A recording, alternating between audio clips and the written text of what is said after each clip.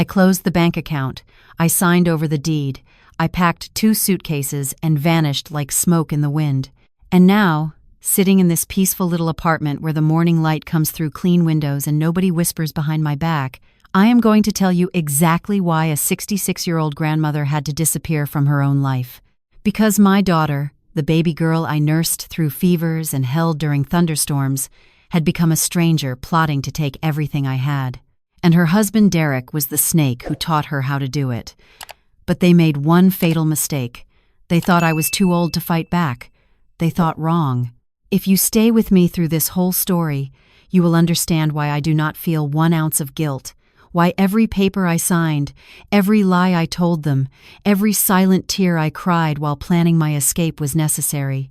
Because sometimes the people who are supposed to love you the most become the ones you need to run from the fastest. My name is Gloria, and this is what happens when a mother finally opens her eyes.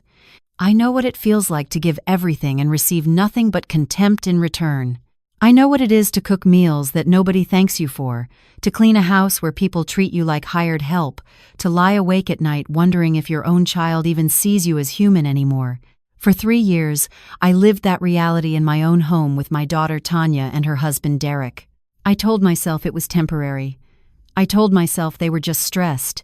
I told myself a mother's job is to sacrifice without complaint. But there comes a moment when sacrifice turns into self-destruction. And that moment came for me on a Wednesday afternoon in March, when I discovered the truth about who my daughter had become. Let me start from the beginning so you understand how I ended up here. Tanya was always my pride. Single mother, worked 2 jobs to put her through college, watched her graduate with honors. When she married Derek 6 years ago, I thought my prayers had been answered. He was charming, successful, worked in finance. He drove a nice car and wore expensive suits, and called me Mom from the very first dinner. I should have known then. The charm was too smooth. The smiles never reached his eyes. 3 years ago, Tanya called me crying. Derek had made some bad investments. They were losing their house. Could they stay with me for a few months until they got back on their feet? Of course I said yes. What mother would say no to her only child? A few months turned into a year. A year turned into 2, then 3. They stopped paying me rent after the first 6 months. They stopped buying groceries after the first year. My retirement savings, the money I had worked 35 years as a school teacher to save, started draining away like water through a cracked pipe. But the money was not the worst part. The worst part was how they treated me. Derek started making comments about my cooking. Too salty, too bland. Why cannot you make something edible for once? Tanya would laugh at his jokes like I was not even in the room. They started having dinner without me, eating in their bedroom with the door locked. When I asked why, Tanya said they needed couple time. She said it like I was bothering them by existing in my own house. Slowly, they pushed me into smaller and smaller spaces. First, they took over the master bedroom because Derek said he needed room for his home office. Then they claimed the living room for their evening relaxation. Then the kitchen became theirs because Tanya decided she wanted to meal prep on Sundays and I was in her way. I ended up spending most of my time in the guest room that used to be my sewing room, in my own house. The house my late husband Robert and I bought together 40 years ago, the house where I raised Tanya from a baby. I kept telling myself it would get better. Derek would find a good job, they would move out, things would go back to normal. But deep down, a small voice kept whispering that something was very wrong. That normal daughters do not treat their mothers like unwanted furniture. That normal sons-in-law do not look at you with that cold calculation in their eyes. That voice got louder in February when Derek asked me to do something that made my stomach turn. "Mom," he said one evening, using that fake sweet tone that always came before a request. "Tanya and I have been talking. We think it would be smart to add her name to the house deed. You know, just in case something happens to you. It would make things easier legally." I felt my heart skip. "What do you mean, in case something happens?" He laughed like I had said something silly. "Come on, Mom. You are 66 years old. None of us live forever. If something happened to you tomorrow, the house would get tied up in probate for months. Adding Tanya to the deed now just makes everything smoother. It is called estate planning. Everybody does it." Tanya was sitting next to him nodding like a puppet. "Mama, it makes sense. and this way I can help you with the property taxes and maintenance.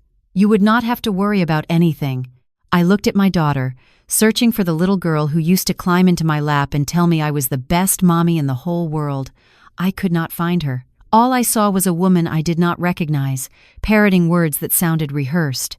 But I was tired.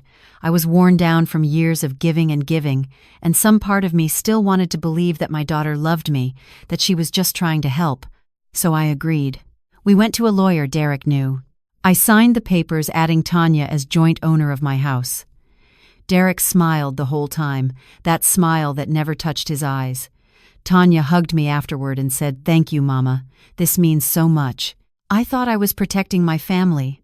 I did not know I was signing my own eviction notice. The next few weeks were strange. Tanya and Derek were suddenly nicer to me. They invited me to dinner. They asked about my day. Derek even complimented my pot roast. It felt like a dream after years of being invisible. But I noticed other things too. Whispered conversations that stopped when I entered a room. Tanya spending hours on her laptop with the screen tilted away from me. Derek making phone calls in the backyard where I could not hear. Something was happening. I could feel it like a storm coming. Then came the trip. Derek announced it at breakfast one Saturday. "Tanya and I are going to the Bahamas for 2 weeks. My buddy has a timeshare he is not using. We need a vacation, to recharge." 2 weeks seemed long. I asked who was going with them. "Just us," Tanya said quickly. "A couple's retreat. We have been stressed lately and we need time to reconnect." Something about the way she said it made my neck prickle, but I nodded and wished them a good trip. They left on a Monday morning. Derek loaded the car with 4 large suitcases, which seemed like a lot for 2 weeks. Tanya hugged me goodbye but would not look me in the eyes. The house felt different when they were gone, lighter somehow, like a weight had been lifted. I wandered through the rooms that had become foreign territory and reclaimed them one by one. I sat in the living room. I cooked in the kitchen without anyone criticizing. I slept in my own master bedroom for the first time in 2 years. But on the 3rd day, I made a discovery that changed everything. I was looking for a recipe I had saved on the family computer, the desktop Derek had set up in what used to be my sewing room. I opened the Documents folder to search for it and saw something that caught my eye, a folder named House Plans. I should not have opened it, I know that. But something pushed me to click, some instinct screaming that I needed to see what was inside. What I found made my blood run cold. There were documents, dozens of them, spreadsheets and PDFs and saved emails. I opened the first one and started reading. It was an email from Derek to someone named Mitchell, dated 2 months ago. The subject line was, "RE Timeline for Property Transfer." "Mitchell," Derek had written, "everything is on track. The old lady signed the deed over last month, joint ownership with Tanya. She has no idea what comes next. Phase 2 begins after the Bahamas trip. We will start documenting her confusion and memory issues. Should not be hard to build a case for diminished capacity. She is already forgetting things and getting dates mixed up. Once we have enough evidence, we file for conservatorship. Tanya becomes her legal guardian, takes full control of the house and her accounts. Then we sell, pocket the money, and let the state deal with her." I read those words 3 times. Each time they cut deeper. The old lady. That was what my son-in-law called me. Diminished capacity. They were going to claim I was losing my mind, let the state deal with her. They were planning to throw me away like garbage. My hands shook so badly I could barely click the mouse, but I kept reading because I needed to know everything. There was a spreadsheet listing my assets. My house, valued at $380,000. My retirement accounts, totaling $112,000. My life insurance policy. My car. Everything I owned, itemized and calculated like I was already dead. There was another email from Tanya to her friend Monique. "Girl," Tanya had written, "this Bahamas trip is everything. Derek found this all-inclusive resort, 5-star, right on the beach. Spa treatments, private dinners, the whole 9. And the best part? My mother is paying for it and does not even know. We maxed out her credit card she keeps for emergencies. She never checks the statements anyway. By the time she figures it out, it will not matter anymore." I felt sick. Actually, physically sick. I had to stop reading and go to the bathroom because I thought I was going to throw up. My emergency credit card. the one I kept for true emergencies, with a $15,000 limit. They had taken it somehow, probably from my purse while I was sleeping, and they were using it to fund a luxury vacation while I sat at home eating leftovers. But there was more. So much more. I found a group chat labeled Family Business. It was Tanya, Derek, and Derek's mother Constance. I did not know they talked to Constance. She had always been cold to me at holidays, but I never thought she was part of this. The messages went back months. Constance had written, "When are you two moving forward with the plan? That woman has been a thorn in my side since the wedding. She thinks she is better than everyone with her little teacher pension and her paid-off house. About time someone took her down a peg." Tanya responded, "Do not worry, Mama C. We are working on it. The deed is done. Now we just need to make her look incompetent. Derek has it all figured out."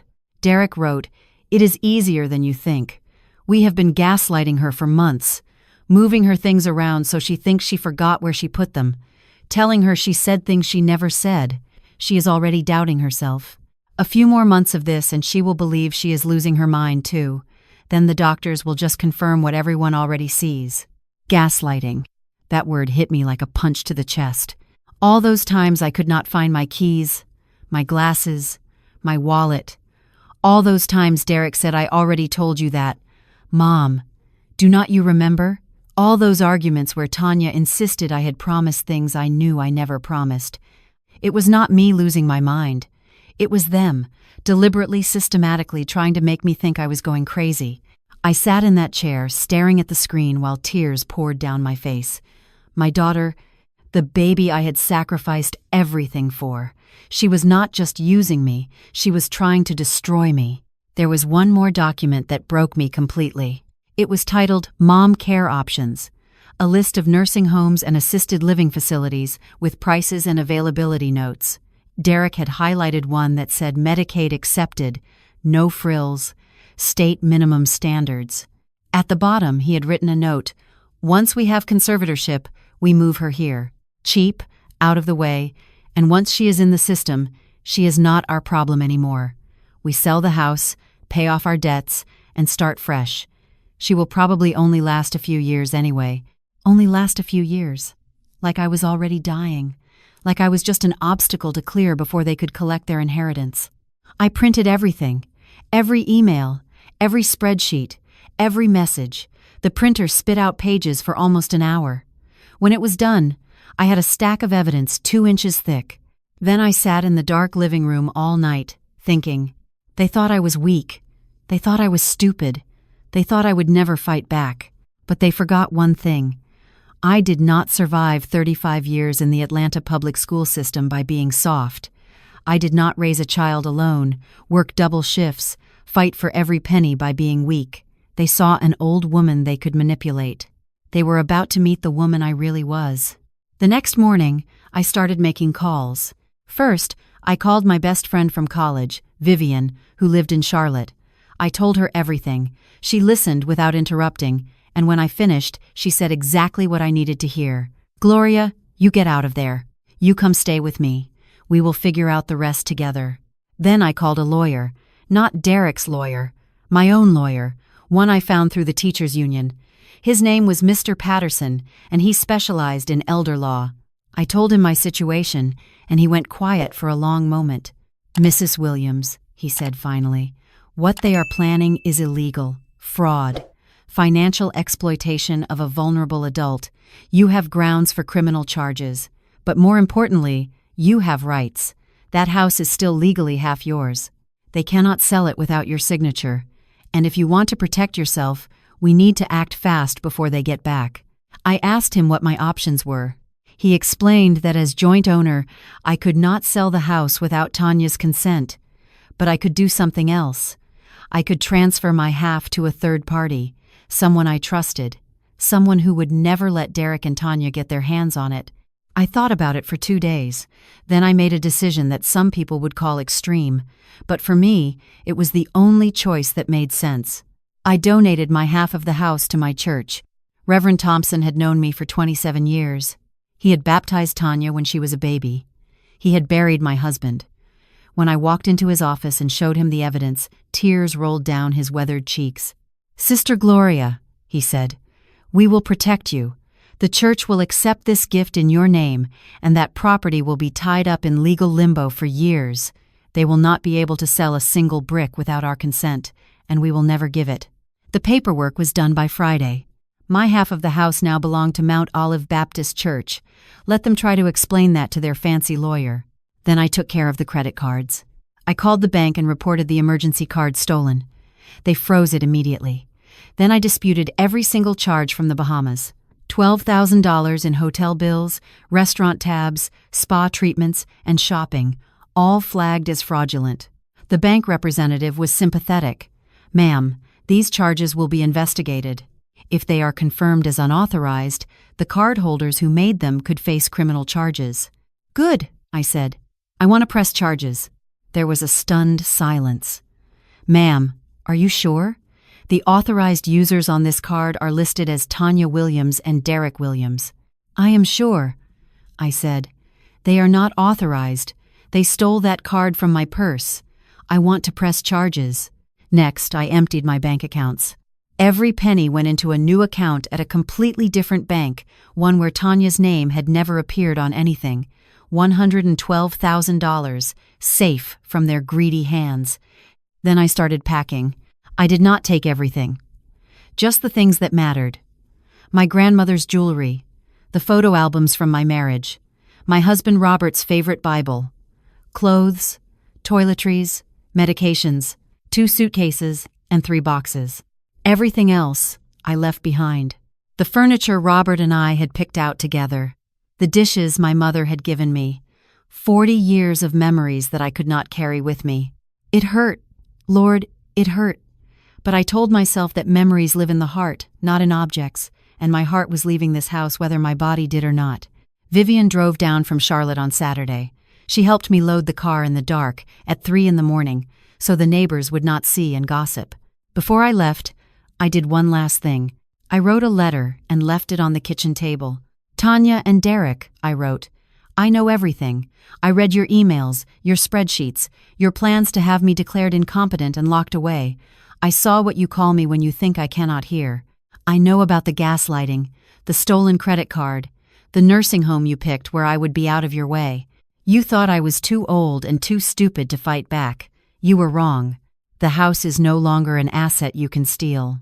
I have donated my half to Mount Olive Baptist Church, and they will never sign off on a sale. The credit card has been canceled, and all charges disputed as fraud. There is an investigation pending. My bank accounts have been moved somewhere you will never find them. I am gone. Do not look for me. Do not contact me. As far as I am concerned, I no longer have a daughter. You wanted my money so badly, you were willing to destroy me for it. Instead, you destroyed yourselves. I hope it was worth it. Gloria. I placed the letter where they would see it the moment they walked through the door.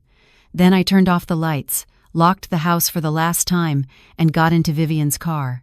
I watched my home disappear in the rearview mirror as we drove away in the pre-dawn darkness, 40 years of my life, shrinking into nothing. I cried silently while Vivian held my hand across the center console, but there was something else beneath the grief. Something that felt like freedom. For the first time in 3 years, I could breathe without someone watching. I could exist without being criticized. I could think without someone trying to convince me I was crazy. The drive to Charlotte took 5 hours.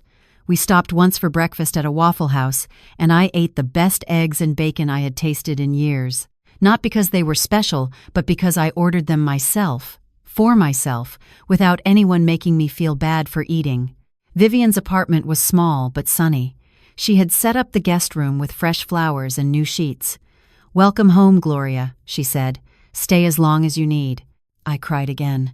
Happy tears this time, because someone actually wanted me there. They found out on Wednesday. Vivian had kept in touch with a mutual friend back in Atlanta who heard about the chaos through the neighborhood grapevine. Tanya and Derek had come back from the Bahamas tanned and relaxed, expecting to find their docile victim waiting at home. Instead, they found an empty house, a letter, and their world collapsing. Derek called the church screaming that the donation was illegal, that he would sue. Reverend Thompson calmly told him that all transfers had been done properly and witnessed, and that Mount Olive would see him in court if he wanted to fight it. Tanya tried to use the credit card for gas and found it declined. Then she got a call from the bank's fraud department asking about unauthorized charges. Then she found out that pressing charges had been requested. Derek tried to access my bank accounts and discovered they were closed. He called every bank in Atlanta looking for where I had moved the money. He found nothing. According to the neighborhood source, Tanya was seen crying on the front lawn while Derek screamed into his phone. The police showed up because neighbors called about the noise. It was, by all accounts, a complete meltdown. But I felt nothing. No satisfaction, no pity, just emptiness where my love for my daughter used to live. The fallout continued for weeks. Derek lost his job when his employer found out about the fraud investigation. Apparently, having pending criminal charges does not look good in the finance industry. They went from planning to steal my house to being unable to pay their own bills overnight. Tanya tried to reach me. She called every number she had, sent emails to every address she knew. I had changed everything. New phone, new email, new life. Her messages went into a void. Through Mr. Patterson, I learned that they were trying to fight the church donation legally. They failed. The paperwork was ironclad. My half of the house was gone forever, and without both owners agreeing to sell, the property was worthless to them. The credit card company ruled in my favor. Tanya and Derek were found liable for $12,000 in fraudulent charges. When they could not pay, it went to collections. When collections could not find money that did not exist, it went to court.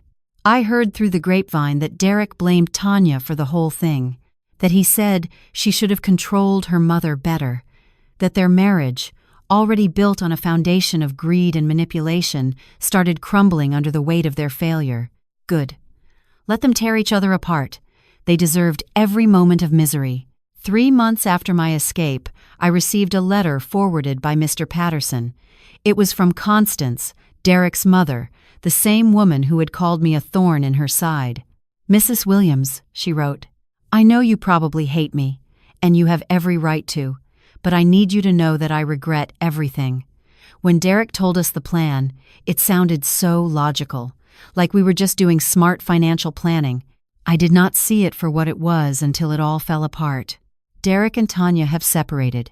He is living in my basement now, angry and bitter, blaming everyone but himself. Tanya has moved back into your house alone, but she cannot afford the taxes or maintenance. The church will not release your half, so she cannot sell. She is trapped in a house she cannot keep and cannot leave. I am not asking you to forgive us. I am just asking you to know that we are paying for what we did, and I am sorry for all of it." I read the letter once. Then I put it in a drawer and never looked at it again. Their apologies meant nothing to me. Sorry does not give me back the years of disrespect. Sorry does not heal the wound of knowing my own daughter saw me as nothing more than a bank account with a pulse. Now it has been 10 months since I left Atlanta. My life is smaller in some ways. I live in a modest apartment that I pay for with my pension. I do not have a house full of memories or a big yard to garden in. I do not have a daughter to call me on Sundays, but I have peace. Vivian and I have coffee together every morning. I joined a book club at the local library and made friends who actually enjoy my company. I started volunteering at an elementary school, helping children learn to read, and their smiles fill my heart in ways my own daughter never could. I sleep through the night now. I do not wake up with anxiety about what criticism is coming next. I do not second-guess my own memory, wondering if I am losing my mind. I know who I am again. Last month, I got a message through Mr. Patterson.